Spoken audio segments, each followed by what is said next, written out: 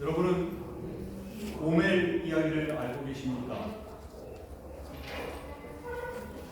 이 고멜 이야기는 구약 호세아서 1장에서부터 3장에 나오는 말씀인데요. 민망한 내용이 많아서 사람들이 성경을 읽으면서도 불편하게 생각하는 말씀 중에 하나입니다. 오늘 본문의 배경이 되는 말씀이 바로 이 고멜 이야기인데요. 한번 들어보시기 바랍니다. 호세아서 1장 2절에 보면 여호와께서 처음 호세아에게 말씀하실 때 여호와께서 호세아에게 이르시되 너는 가서 음란한 여자를 맞이하여 음란한 자식들을 낳으라. 이 나라가 여호와를 떠나 크게 음란함이니라 라고 말씀합니다. 지금 하나님께서 호세아에게 처음 말씀하시면서 명령을 하시는데 그 처음 명령하신 내용이 뭡니까? 음란한 여자와 결혼하여 음란한 자식을 낳으라는 것입니다. 그렇게 명령하신 이유가 이 나라가 여호와를 떠나 크게 음란하기 때문이라고 말씀하십니다. 이해하기 힘든 하나님의 명령입니다. 아무리 이스라엘 민족이 하나님을 떠나 우상 숭배하며 음란한 길로 갔다고 할지라도 호세아 개인의 인생이고 결혼 생활 아닙니까? 왜 하나님께서는 정말로 한 개인의 결혼 생활과 인생을 파괴하시면서까지 음란한 여자와 결혼하여 음란한 자식을 낳으라고 명령하셨을까요? 읽는 우리가 불편하지 않습니까? 근데요, 호세아는 하나님 말씀에 순종합니다. 순종하여서 음란한 여인을 데리고 와서 아내를 삼고 자식까지 낳습니다. 그 여인의 이름이 고멜입니다. 그런데 이 고멜이 얼마나 음란한지 남편이 있는 여인임에도 다른 남자들과 연애를 합니다. 호세아서 2장 4절을 보면 내가 그의 자녀를 긍휼히 여기지 아니하리니 이는 그들이 음란한 자식임이니라 라고 말씀하는 것으로 보아 이 자녀들이 호세아의 자녀들인지 아닌지조차 알 수도 없는 상황입니다. 오죽하면 셋째 이름이 노암미, 즉 내 자식이 아니다 라는 뜻이겠습니까? 더 나아가 이 고멜이 음란한 습관을 버리지 못하여 결혼 생활 중에도 딴 남자들과 연애하다가 결국은 집을 나가 버리게 됩니다. 그리고 다른 남자를 따라 집을 나가 살다가 결국에는 그 남자에게도 버림을 받고 망가지게 됩니다. 참 불편하지 않습니까? 여기까지만 해도 충분히 불편한데 하나님께서는 다시 호세아에게 말씀하십니다. 호세아서 3장 1절에서부터 3절 말씀입니다.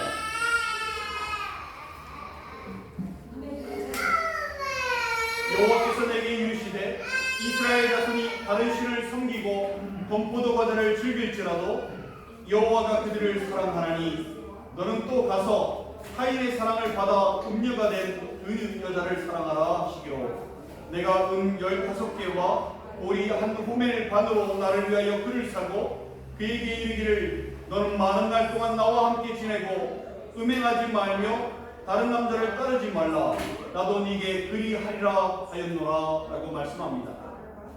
이게 무슨 말씀입니까? 하나님께서 호세아에게 또 명령을 하시는데요. 다시 가서 그 음란한 여인 고멜을 사랑하라 라고 하시는 것입니다. 너는 또 가서 타인의 사랑을 받아 음녀가 된 그 여자를 사랑하라. 정말 불편하지 않습니까? 말씀을 읽는 사람도 이렇게 불편한데 내가 호세아 당사자라면 어떻겠습니까? 다시 가서 불륜을 저지른 그 고멜을 사랑할 수 있겠습니까? 도저히 못하지 않겠습니까? 살인이나 안 나면 다행 아닙니까? 아무리 하나님의 명령이라지만 따를 수 없다고 너무 하신다고 하지 않겠습니까? 그런데요, 호세아는 가서 그 말씀에 또 순종해서 고멜을 데리고 옵니다. 어디 가서 팔려갔는지 어디 가서 인신매매를 당했는지 그냥은 못 데리고 와서 엄청난 대가를 치고 데려옵니다. 은 15개입니다. 그리고 돌이 한 호멜 반입니다. 상당한 대가입니다. 그 대가를 치르고 나서야 데리고 올 수 있었습니다. 당시에 가늠한 여인에 대한 율법이 있었어요. 뭐지요? 돌로 쳐 죽이는 겁니다. 그것도 사람들 다 보는 앞에서 돌로 쳐 죽이는 겁니다. 근데 호세아는 그렇게 하지 않고요. 하나님께서 명령하신 대로 그를 사랑합니다. 그리고 그에게 따뜻하게 얘기합니다. 너는 많은 날 동안 나와 함께 지내고 음행하지 말며 다른 남자를 따르지 말라. 나도 네게 그리하리라. 호세아가 하나님의 명령에 대해서 불편한 감정이 있는 게 당연할 텐데 말씀 어디에도요 호세아의 불편한 감정이 나와 있지 않습니다. 오히려 적극적으로 진심으로 명령을 수행합니다. 어떻게 호세아는 그럴 수 있었을까요? 그것은요, 그가 하나님의 마음을 알았기 때문입니다. 지금 자신보다도 그 누구보다도 가장 불편하신 분이 하나님이심을 알았기 때문입니다. 아까 읽었던 호세아서 1장 2절에서 호세아에게 음란한 여인과 결혼하여 음란한 자식을 낳으라고 하신 이유가 이 나라가 여호와를 떠나 흑의 음란함이니라라고 말하였습니다. 호세아서 3장 1절에서도 다시 가서 고멜을 사랑하라고 하시면서 하신 말씀이 무엇이었습니까? 이스라엘 자손이 다른 신을 섬기고 건포도 과자를 즐길지라도 여호와가 그들을 사랑하나니 였습니다. 이스라엘이요 지금 딱 고멜과 같은 상태였던 것입니다. 그 시대 북이스라엘은요 지금 그 당시에 최고의 부흥기를 보내고 있었습니다.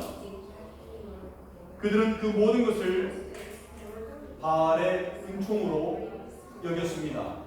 아시죠? 바알 우상입니다. 그들이 즐기고 있는 건포도 과자도 바알이 내려준 복과 선물이라고 믿었습니다. 이스라엘은요 마치 고멜이 가출하여서 타인과 사랑을 나누는 음료 노릇을 한 것처럼 그렇게 바알과의 사랑에 깊이 빠져 있었습니다. 말로는 하나님을 사랑한다고 하지요. 그들은 예배를 드립니다. 제사를 드립니다. 말로는 하나님을 사랑한다고 하면서 그들의 마음은 누구에게 빼앗겼습니까? 바알에게 빼앗겨버렸습니다. 이처럼 하나님을 떠나 우상을 숭배하며 살고 있는 그들이지만 놀라운 것은 그럼에도 불구하고 하나님께서 그들을 여전히 사랑하신다는 것입니다. 그리고 그 사실을 분명히 하시기 위하여 호세아 선지자에게 가출하여 음녀가 된 고멜을 너도 사랑하여 다시 값을 지불하고 사오라고 명령하신 것입니다. 호세아는요 그 하나님의 마음을 알았습니다. 그대로 느꼈습니다. 하나님의 불편한 마음을 그대로 느꼈습니다. 그래서 본인의 불편함은 불편함이 아니었던 것입니다. 그런 이스라엘 백성에게 말씀을 전합니다. 하나님의 마음을 전합니다. 하나님께서 여전히 그들을 사랑하신다는 것을 전합니다. 음란한 길에서 떠나 하나님께로 돌아와 하나님만을 사랑하라 라고 이스라엘 백성에게 얘기하는 것입니다. 그것이 호세아서입니다. 그리고 이 호세아서를 통해서 지금 이 시대를 살고 있는 우리에게도 똑같은 말씀을 하십니다. 바로 우리가 고멜이라는 것입니다. 음료 고멜과도 같은 우리들을 주님께서는 여전히 사랑하시고 말도 안 되는 용서와 어마어마한 대가를 치르고 우리를 당신의 신부로 받아주고 계시다는 것입니다. 주님을 사랑한다라고 말은 하지만 주님보다 더 소중한 것을 마음에 두고 살아가고 있는 우리들, 세상에 보물을 쌓고 세상이 나에게 주는 것을 사랑하며 땅에 소망을 두고 세상에 마음을 두고 살아가며 돈을 사랑하며 돈을 쫓아 살아가는 우리들 모두 영적으로 가늠하며 사는 우상 숭배자들인 것입니다. 집을 나간 고멜과도 똑같은 모습인 것입니다. 이러한 고멜과도 같이 영적인 음란함에 빠져서 헤어져 나오지 못하는 우리들을 주님께서는 엄청난 대가를 치루어 주시고 건져내어 주셨습니다. 그리고 우리에게 말씀하십니다. 호세아가 고멜에게 하셨던 말씀입니다. 너는 나만 사랑하라. 음행하지 마라. 나도 너만 사랑할 테니 너도 나만 사랑하라. 여러분, 이것이요 십자가 사랑입니다. 그 큰 은혜를 받은 고멜은 어떻게 살아가야 하겠습니까? 음란을 버리고 신랑만을 사랑하고 살아야 하지 않겠습니까? 그것이 고멜에게는 큰 사랑에 대한 보답이고 대답이고 마지막 기회가 아니겠습니까? 우리가 어떻게 살아야 하겠습니까? 주님보다 더 소중한 것을 가슴에 두고 살아서는 안 되지 않겠습니까? 그 음란함을 버려야 하지 않겠습니까? 나를 위하여 생명을 내어주신 주님만을 사랑해야 하지 않겠습니까? 주님만을 사랑하지 않는다면 심판의 날 어떻게 되겠습니까? 형벌을 받을 수밖에 없게 되는 것입니다. 마지막 주신 그 기회조차 살리지 못하게 되는 것입니다. 우리가 비록 죄 많은 인생이고 주님 앞에 떳떳하지 못한 음료와 같은 인생이지만 심판의 날 우리가 주님 앞에 가지고 나갈 수 있는 유일한 것이 무엇이겠습니까? 바로 그것은 사랑입니다. 주님께서 나에게 확인하실 것이 무엇이겠습니까? 사랑입니다. 나의 지난 모든 것들을 용서받고 죄 없다 하실 조건이 무엇이겠습니까? 사랑입니다. 오늘 본문이 말씀하시는 것이 바로 그것입니다. 심판날에 담대함을 가지게 하는 것이 사랑이라고 말씀하는 것입니다. 주님을 사랑하는 사람은 심판날에 담대할 수 있다라고 말씀하는 것입니다. 제가 오늘 본문을 다시 읽도록 하겠습니다. 하나님이 우리를 사랑하시는 사랑을 우리가 알고 믿었노니 하나님은 사랑이시라. 사랑 안에 거하는 자는 하나님 안에 거하고 하나님도 그의 안에 거하시느니라. 이로써 사랑이 우리에게 온전히 이루어진 것은 우리로 심판날에 담대함을 가지게 하려 함이니 주께서 그러하신 것 같이 우리도 이 세상에서 그러하니라. 사랑 안에 두려움이 없고 온전한 사랑이 두려움을 내쫓나니 두려움에는 형벌이 있으리라. 두려워하는 자는 사랑 안에서 온전히 이루지 못하였느니라. 우리가 사랑함은 그가 먼저 우리를 사랑하였습니다. 우리를 위하여 생명을 내어주신 그 사랑은 부인할 수 없는 사랑입니다. 엄청난 대가를 치루어 주시고 우리를 그 십자가 사랑으로 다시 사셨습니다. 사랑 안에 거하는 자는 하나님 안에 거하고 하나님도 그의 안에 거하시느니라 라고 말씀합니다. 주님을 사랑하는 자는요 그 안에 성령께서 거하시게 되어 있습니다. 그것이 바로 주님이 내 안에 내가 주님 안에 거한다는 의미인 것입니다. 또 18절에 보면 사랑 안에 두려움이 없고 온전한 사랑이 두려움을 내쫓나니 두려움에는 형벌이 있음이라. 두려워하는 자는 사랑 안에서 온전히 이루지 못하였느니라 라고 말씀합니다. 이게 무슨 말씀입니까? 여러분은 주님을 사랑하십니까? 이렇게 물어보면 10중 8구는 그렇다라고 얘기할 것입니다. 나는 주님을 사랑합니다 라고 얘기할 것입니다. 신앙인이라면 더더욱 주님을 사랑한다는 고백이 입에 배어있기 마련입니다. 근데요, 이 사랑처럼 애매모호한 것이 없습니다. 그 기준점이 사랑에 대한 기준이 사람마다 다릅니다. 사람마다 사랑에 대한 정의도 다릅니다. 내 기준으로 주님을 사랑한다고 할지 모르나 그건 주님의 기준이 아닙니다. 주님의 기준에서는 사랑이 아닐 수 있습니다. 본문 18절에요. 주님의 기준이 나와 있습니다.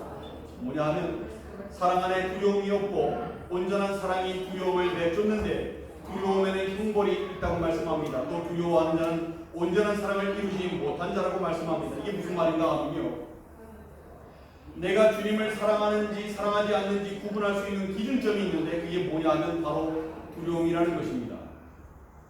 무엇에 대한 두려움일까요? 심판날에 대한 두려움, 죽는 것에 대한 두려움인 것입니다. 사랑 안에서는요, 이 두려움이 없습니다. 내가 진정으로 주님을 사랑한다면 죽음을 두려워하지 않아야 한다는 것입니다. 내가 진정으로 주님을 사랑하는 마음이 있다면 심판의 날을 두려워하지 않는다는 것입니다. 왜 그렇습니까?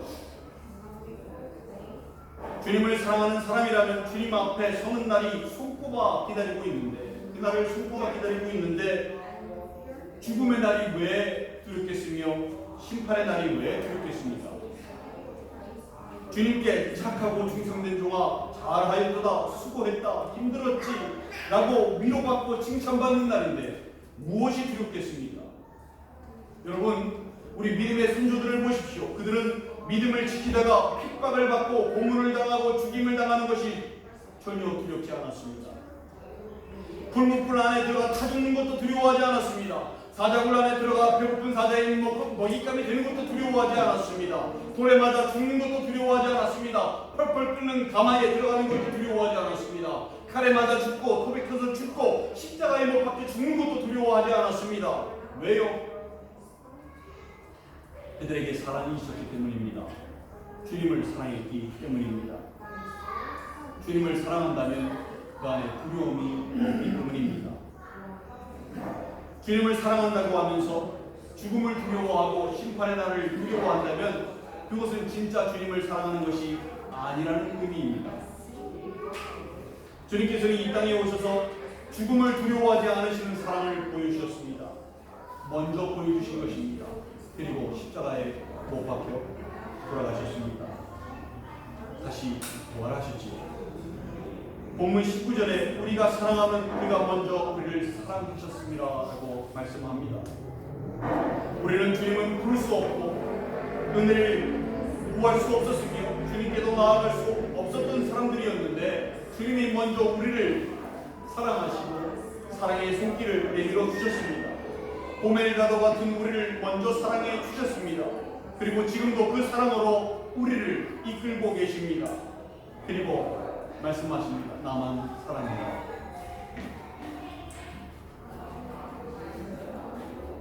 내가 너를 여전히 사랑한다. 나만 사랑해라. 이제 우리가 주님을 사랑해야 합니다. 그것이 우리를 심판날에 담대할 수 있게 만드는 것이고 그것이 우리가 살 길입니다.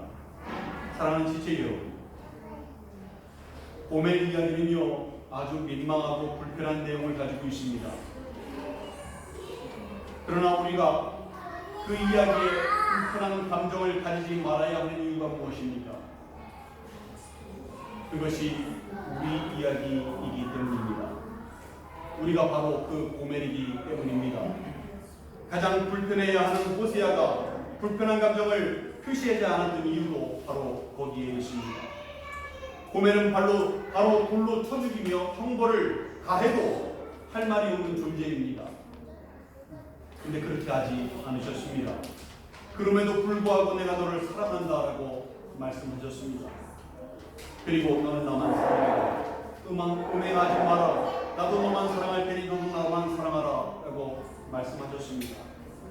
그 말씀을 지금 우리에게도 똑같이 하십니다. 우리가 할 일은 오직 주님을 사랑하는 것입니다. 고멜과 같은 나를 생명으로 대가를 치루어 주시고 살리신 주님을 위해 사는 것, 오직 그것뿐입니다. 그것이 나를 심판날에 담대함을 가지게 하는 것입니다. 지금까지 무엇을 사랑하고 오셨습니까?